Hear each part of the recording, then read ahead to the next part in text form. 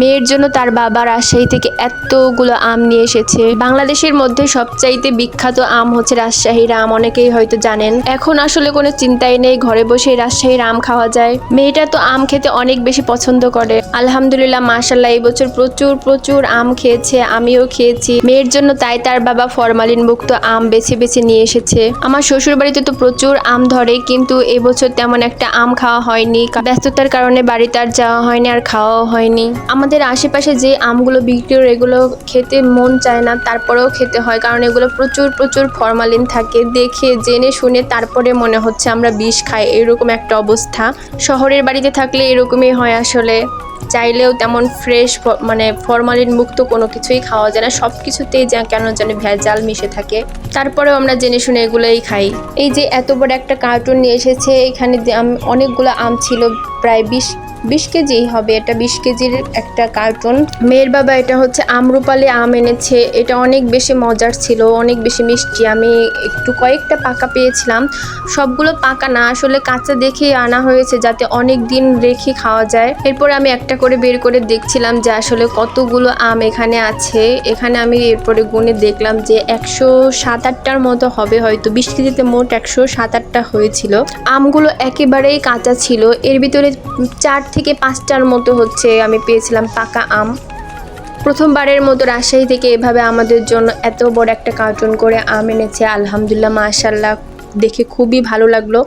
এরপর আমি একটা এরকম ঝুড়ি নিয়ে এসে সেই ঝুড়িতে আমগুলো সুন্দরভাবে সাজিয়ে রাখতেছিলাম, যে আসলে আমগুলো কোথায় রাখবো খুঁজে পাচ্ছিলাম না আসলে। পরে এই ঝুড়িটা এনে ঝুড়ির মধ্যে রাখলাম। আম দিয়ে পুরো ঝুড়িটা একদম ভরে গিয়েছিল, মানে শেষে জায়গাই হচ্ছিল না, এমন একটা অবস্থা।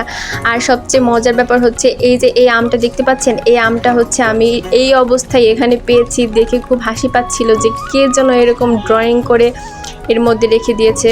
যাই হোক, ড্রয়িংটা কিন্তু বেশ ভালোই করেছে। এরপরে আমি যে পাকা আমগুলো পেয়েছি সেগুলো হচ্ছে কেটে আর কি দেখতেছিলাম যে আসলে আমগুলোর টেস্ট কেমন হবে।